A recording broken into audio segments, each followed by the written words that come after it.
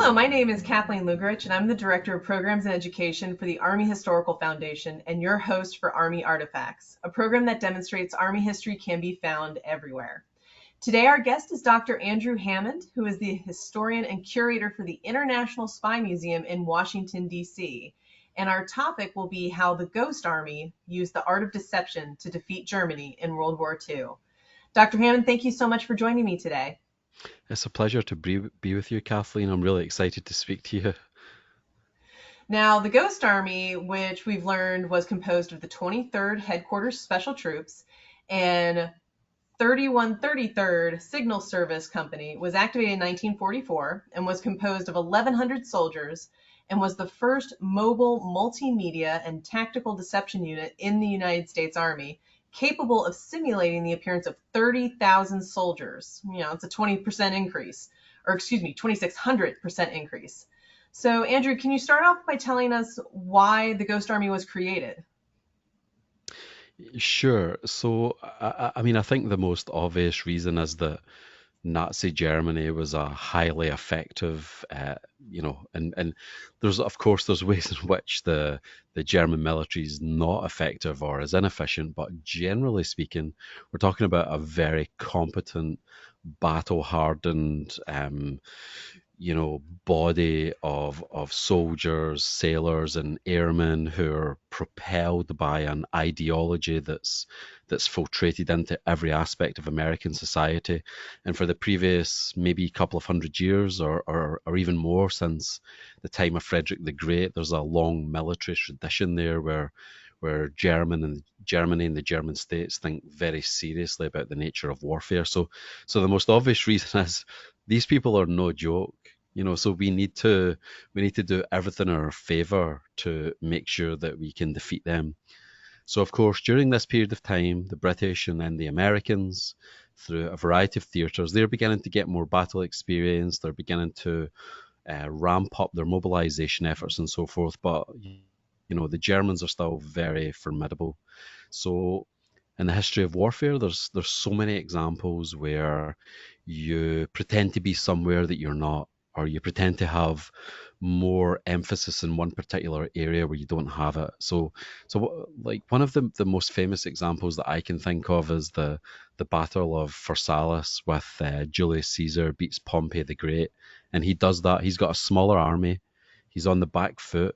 Everybody expects him to get defeated, but he hides a body of his men on a slope on his right flank, and this is what ends up winning the battle. So this is part of the nature of warfare, right? It's pretending to be somewhere when you're not. It's pretending to be bigger when you're not.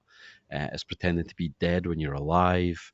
We see this in nature too. So that's the most meta level explanation. But just to bring it down further, the British and America's in the war. They know that Britain essentially is functioning as a huge aircraft carrier. Without Britain, if Britain's not in the war, it's going to be very difficult for the United States, for example, to project military force into Europe. So it's going to come from the UK. So where's it going to come? How are we going to do it? How do we mislead the Germans? And then, of course, America at the time was a very, very creative and lively and rambunctious society where you have uh, sound engineers, people that are involved in theatre, people that are involved in art, people that are involved in music. It's a very dynamic place. So we're speaking about total war here. First World War, Second World War, total war. It's not like the way it was previously where you have two armies, they draw up, they try to destroy each other, they withdraw, and most of the population are not really involved. This is like the whole of society.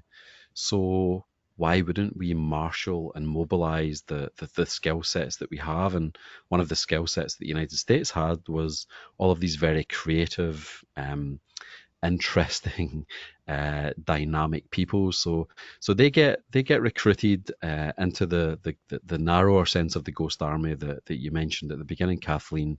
And it's how can we use these guys to confuse the Germans, to mislead them, to make sure that when we strike them with that punch on D-Day or in the south of Europe, that we're giving ourselves every fighting chance, that we are making sure that all of our chances to maximize the ultimate defeat of this regime are all there. So that's a kind of more meta level explanation, but at a more narrow level explanation, it's like, here's a group of people that are very creative, very talented. If we can turn 1,000 men into 30,000 men, and that helps to mislead the Germans, let's do it. Yeah, and you mentioned how creative these individuals are. I think I saw that their IQ on average was very high as well, like 119, 120. And I also saw some names of like fashion designers and, all these different artists that people are familiar with. But how did these individuals get selected? I mean, it couldn't just be, oh, we like your painting. Please join our fake army. Yeah, yeah. I think that this is a good point. So how do we marshal this talent? Mhm. So we see this in the UK. The famous actor David Niven, he fights in the war.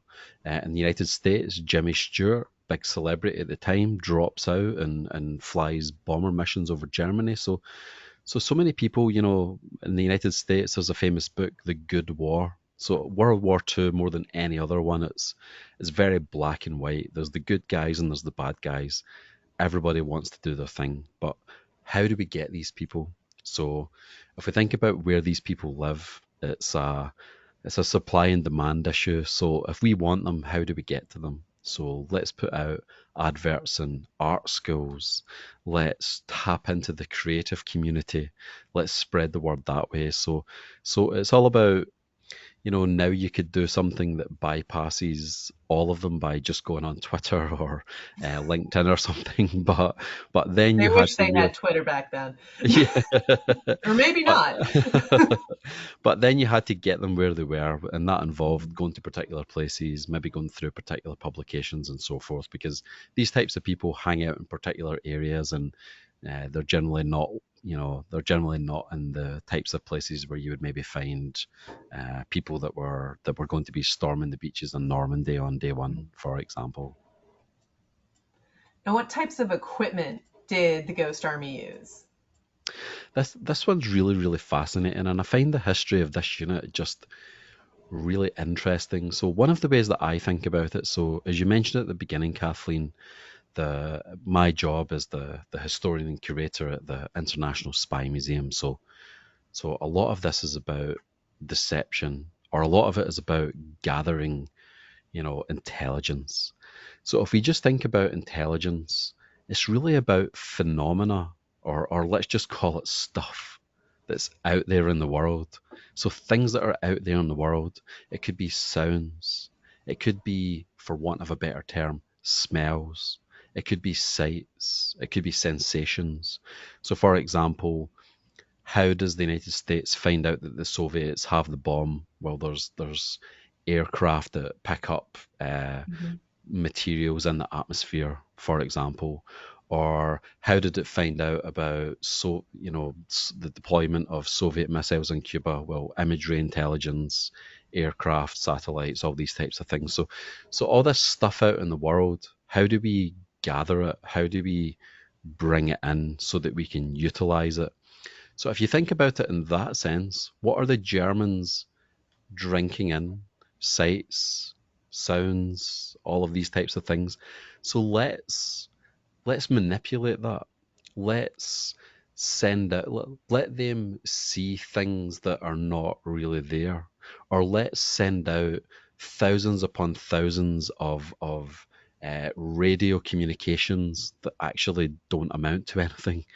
Uh, let's use the electromagnetic spectrum. Let's use sound to try to manipulate the Germans. So it could be ultrasonic, it could be radio, it could be dummy tanks, it could be all manner of things.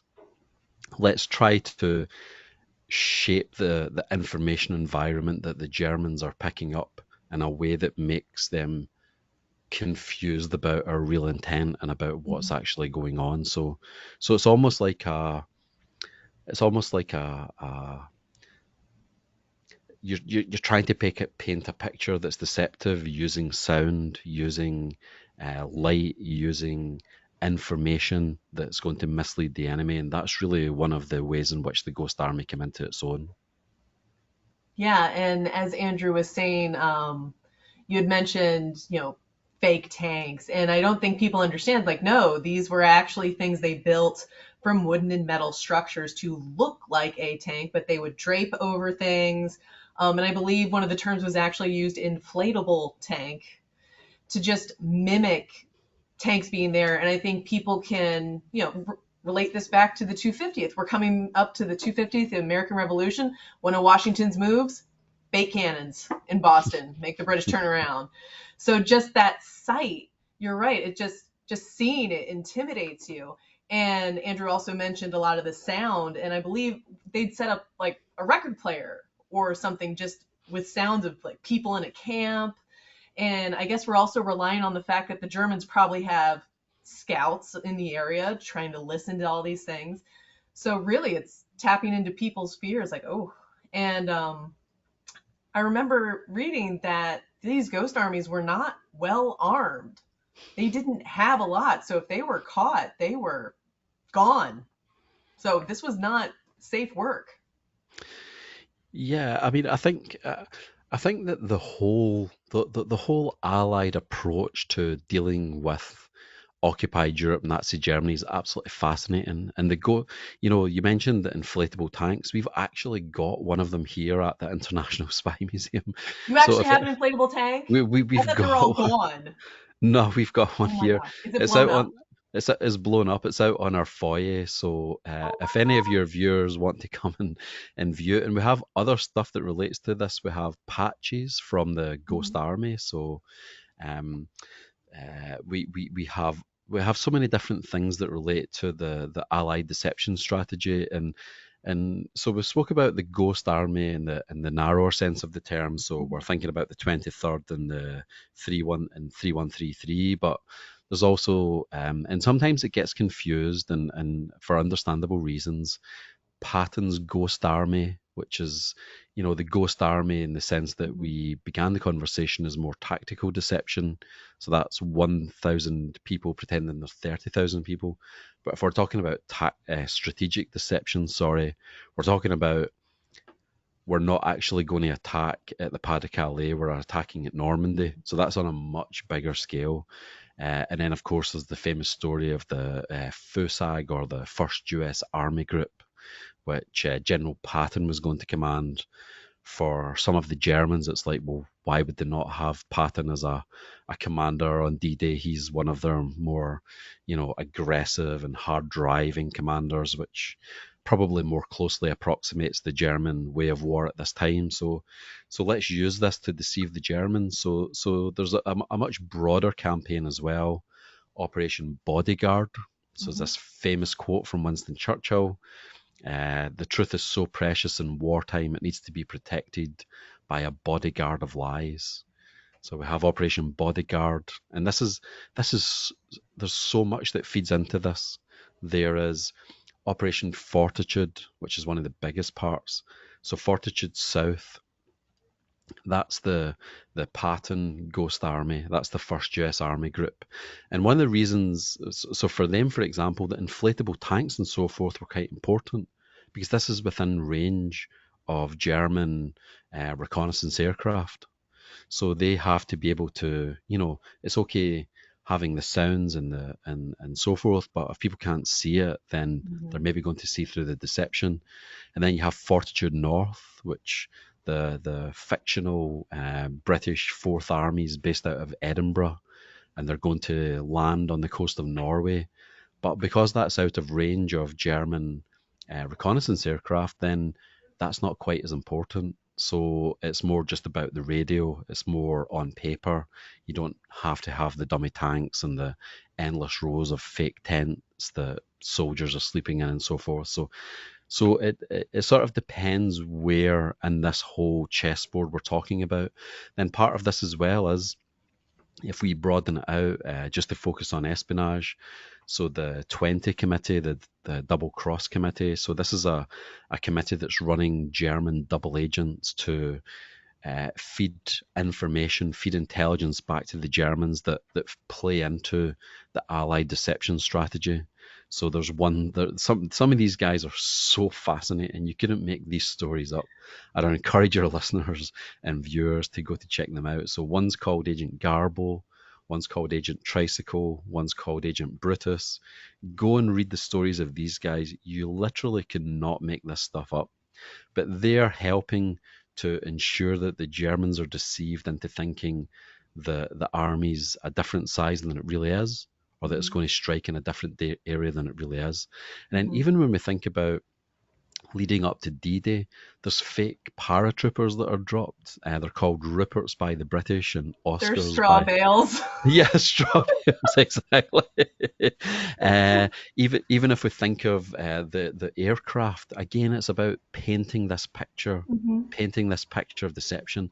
The aircraft are dropping chaff, which is these small pieces of metallic foil that make it look like there's more aircraft or there's something happening in a particular area where it's not. So they're building up this whole picture and landscape of deception, and sometimes they don't always, it's not always necessarily neat with very clean edges, but if you think about it, that actually helps, because if your own operation is a little bit jumbled up and muddled, it makes the other Looks side more real. yeah, they're well, firstly it's more real because that's the nature of military operations, right? But then they're, which one do we believe? Where does this one Mhm. end and the other one begin? So it's this whole amazing pattern of deception that takes place, and the Ghost Army, in the sense of the 200, the 23rd and 3133, is really fascinating. But there's also this much broader uh, deception campaign, and I'll just leave you with one final thought on that. A book came out recently called, I think it's Crown, Cloak and Dagger, and it's about the British monarchy and intelligence. And one of the writers of that book, he spent done some really creative and exhaustive research going through railway timetables in the UK, and he found out that King George the Sixth, who was the Yeah. British monarch at the time, his movements around the UK were designed to tie in to the broader Allied deception strategy. Because if you think about the nature of the monarch, they're, a figurehead. Yeah. They're there to instill confidence in people. So you can Mhm. even use the movements of the monarch to try to mislead the Germans. Well, why did he go up to Fortitude North? Why did he go here? Why did he go there? The Germans are well, surely the king would only do that if. Um, and these things would come out in newspapers, what's now called open source information. King George VI was at blah blah blah blah.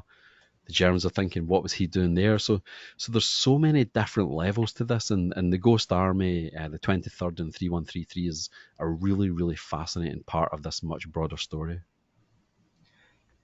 I'll tell you, the Crown missed out when they didn't include that in the World War II in It's, the World War II story or the you're King's right. Speech. That would have been something people really sunk their teeth in.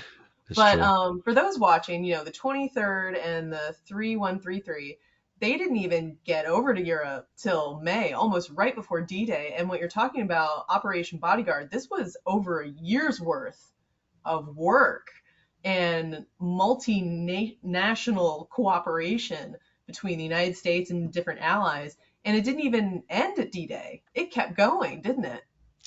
It kept going. If you think about it from the Allies' perspective, so you've misled the Germans. Uh, there's been an Allied landing at Normandy on the five beaches. If you even think about how that played out, the ports that they embarked from in the south coast of England, I think there's around 200 miles between them. Then they all converge into a 50-mile front, the five beaches at Normandy. Mhm. So they're all converging there. But then, because of this broader Operation Bodyguard, the Germans think that the Allies have more divisions than they really do. So even if you know that the Allies have landed at Normandy, that doesn't mean that you just move every single corps and division that you have to Normandy. If you're anticipating a broader attack, maybe this is a feint, maybe this is a deception, a decoy. So you're holding back your troops to wait on the next thing coming. So the deception strategy has to continue. It has to feed into that. We want the Germans to think that something may come in the Bay of Biscay, so that they keep some of their troops there. We want them to think that something bigger is coming at the Pas de Calais, so they keep a lot of their very powerful armored forces there, and that allows the Allies to build up the beachhead around Normandy. And this is like almost the crux of the whole thing, right? This is a very vulnerable point for a maritime landing. You need to establish a beachhead. You need to break out. You need to keep pumping your troops and your material in. So this bodyguard of lies. It's important leading up to it, but it's arguably just as important in the very early stages to keep the Germans guessing and to keep them on their toes. So you're right. It's not just this story's just really broad. There's so many different parts to it. It involves the Navy, the Army, the Air Force, civilians, spies, kings, famous American generals, everybody, actors, painters.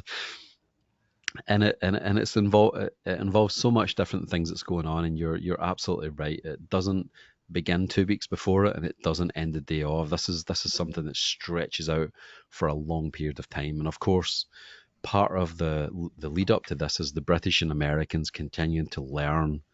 They're two countries that traditionally didn't keep huge standing armies, so they're learning, how to build up to the stage where they can, really take it to the Germans. So, what do you think the effect Operation Bodyguard and the Ghost Army had on espionage moving forward? I think that's a great question. I think it showed the power of strategic deception, how it can be carried out on a very, very large scale. I'm pretty sure this is still the largest amphibious landing in human history. So we're talking about a very, very large scale. Armies from Canada, America, the UK, all landing on a 50-mile front in Normandy. So I think it shows the power of strategic deception at a broader level. But then if we take it down to, say, the level of one individual spy. So let me give your listeners, and this is something that we speak about at the museum, one of the most incredible stories you will ever hear. You literally could not make this up. So this is Agent Garbo. So he's a Spaniard who sees his country torn apart during the Spanish Civil War. He detests warfare. The World War II breaks out. Spain, of course, is, well, at least technically neutral. It is neutral in terms of competence and so forth, but it definitely leans towards the Axis. He decides that he wants to do something for the good of humanity, as the way that he frames it. So he approaches the British. So this is earlier in the war, before America's in. He approaches the British. I want to work for you guys. He's a former chicken farmer from Spain. They say, no thanks, it's fine. We're actually okay. But this guy was really a force of nature. So what he'd done was he went to Portugal, and using the library in Lisbon and other public information that he could find, he created a network of fictitious agents who lived in Britain and who were feeding him information. But he had never set foot in the UK. He'd never been there. These people were all complete make-believe. And he's feeding this information back to the Germans. The British find out what he's up to, and they reconsider, and they say, yes, please, we'd be happy to work with you. So he's actually involved in the deception operations leading up to D-Day. So that, just think about this: a chicken farmer from Spain who moves to Portugal, invents a fictitious network of spies, and then is involved in the D-Day operation. His name is Juan Pujol, Pujol. I would encourage your listeners and viewers to really check him out. He's just one of the most incredible spies you'll ever come across. But I think that because World War II was such a big stage and it involves so many people, I think it just showed you some of the potential things that could be carried out, or it allowed so many different talents, if you want to put it like that, to be out there, that Juan Pujol showed you what was possible if you really put your mind to it and applied yourself. Again, for someone like me looking back now, there's things in some of these agents that don't make sense. So he talks about Glaswegians, so people from the city of Glasgow in Scotland, which is actually the city that I'm from. He talks about them sitting in the pubs, drinking wine by the litre. So there's a couple of things there that, for me, coming from that city, don't make Mhm. sense. Well, it's very much more beer and whiskey type of place. Wine is even now, it's, it's popular, of course, but it's not as popular. Yeah, It's not what it's people not do. wine country. It's not a wine country, exactly. And also the liter, the metric system didn't come into the UK until I think it was like 1975 or something. So there's things in history that don't add up, for me looking back, coming from that city. But for the Germans, they broadly bought into it. So after a while, he's established as an agent they trust. And this is part of the spy game as well, giving over chicken feed or giving over information that sort of verifies that you have access, but then you're waiting for the big deception that comes further down the line, or you're also weaving in facts that establish your bona fides with things that are going to deceive them, and then you find ways of explaining it away. So from the broader level, strategic deception, all the way down to an individual spy, I think World War II is just, you know, I mean, it's just the gift that keeps on giving in terms of learning about human capabilities, both good and bad, Mhm. and some of the kind of just crazy stories that came out of World War II. It's just a really fascinating period. So you need to promise to let us know when you're an advisor on this movie about this spy, That would be, because this seems like a very good movie that should be made because it it's should all be about made, that. yeah. Yeah. Now you mentioned, we talked about espionage, and a lot of people know that things are classified. Now, Operation Bodyguard wasn't something that was really classified. It's just military operations, nothing out of the ordinary. We're just putting troops where we need to put troops. But the Ghost Army that we started with, the 23rd and the 3133, they were sworn to secrecy until the 1990s. And they just recently got recognition for their service. So that's a really big deal. They had a totally, completely different outlook in terms of how they were operating. Is that normal for these kinds of missions? Well, I think that the Ghost Army is so unique. So I think that it's probably, some of the other things that took place during Bodyguard are much more run of the mill for militaries, albeit they were just done at a larger scale. But there were parts of that, like you say, the people were sworn to secrecy, or they took some of their secrets to the grave. I'm thinking about someone like Elizabeth Friedman, an American code breaker who was involved in World War I and World War II. I'm thinking about Enigma. That didn't come out until the 1970s, so that was all, meant to be hush hush. Mhm. The Ghost Army, even longer. So I think that in one way it's very unique, it's very novel. Is this something we're going to have to use in the Cold War? It's well known that the Soviet military, just in terms of sheer numbers, was bigger than NATO or the United States. So there were certain things that being a smaller force you have to rely on, and I guess one of them is deception and these types of things. So perhaps it's something to do with the Cold War. But I think that there's a number of things going on there. But I think it's really great that they got the recognition that they deserved in the end by getting I Mhm. think it was the Congressional Gold Medal. Yeah. Yeah. Just recently, just 2 years ago.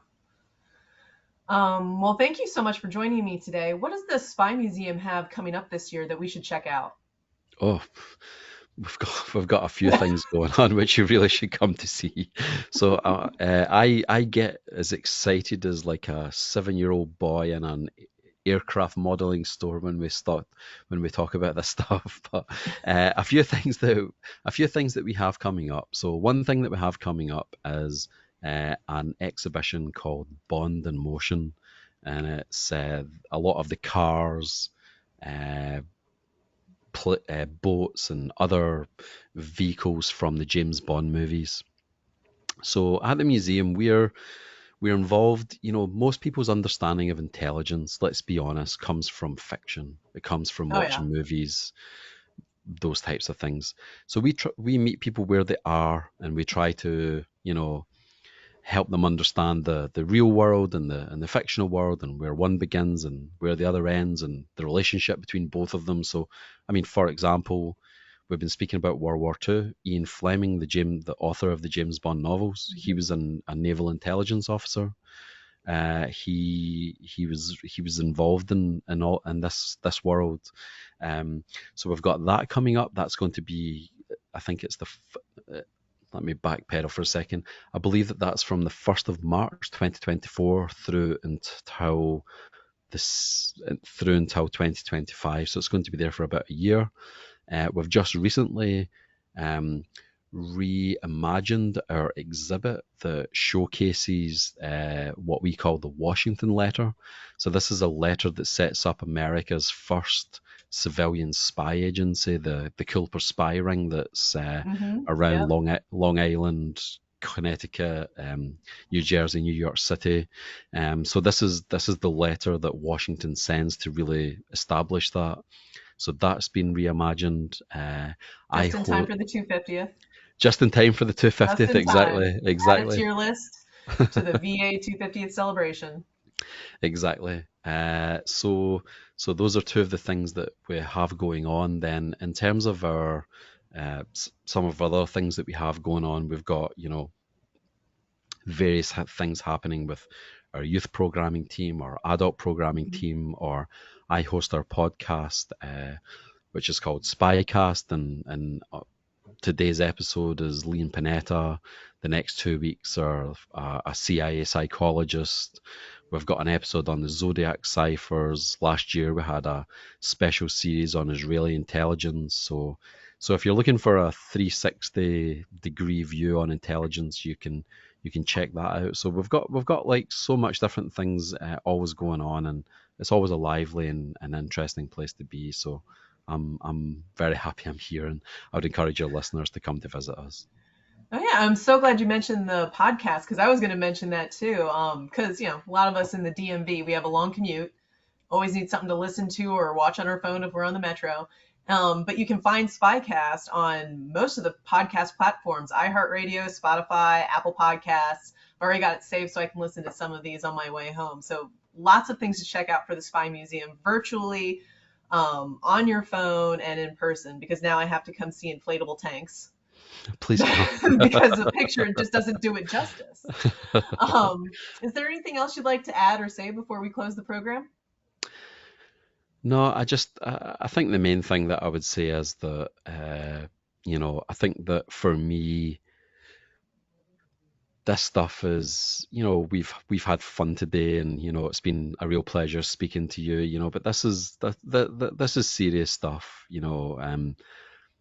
Like, I have two great uncles that died in the war. You know, a lot of people maybe have someone in their family that was the Mhm. same. So, there's lots of just incredible stories that come out of World War II, but the, I think it's worth always remembering that with warfare comes a lot of heartache and a lot of Mhm. pain, and not Absolutely. everybody suffers that. And I'm sure many of the people that listen to your show and so forth, you know, this may be part of their world. So I think it's always worth just taking a beat and remembering certain people do and what they have to go through, and quite often they're doing it on behalf of others who maybe don't know that world. So I think in a roundabout way, I would just say take a beat and think about the veterans for a minute or two. I could not have said it any better. Everyone has different stories and most of them don't end up on a movie screen or in a television show produced by Tom Hanks. So lots of different ways we can remember and honor our veterans. The Army Historical Foundation has an Army registry where we're trying to gather all the stories together so that we can just have them be part of our museum and our legacy and just keep those for the future. So that was very well said. But I do want to thank you, Andrew, and the International Spy Museum for sharing the Army's espionage efforts during World War II. Please don't forget to check out the Spy Museum's website. And if you can't visit them in person, make sure to check out their website for those podcasts and digital programs and all their free resources they have available online. So you can just keep learning about espionage, not just in the past, but current espionage with the director of the museum. I know that's a regular program as well. And if you like this program, Army Artifacts, please just click like and subscribe. You can support our programming and the Army Historical Foundation's mission by donating at www.armyhistory.org. Thank you for joining us.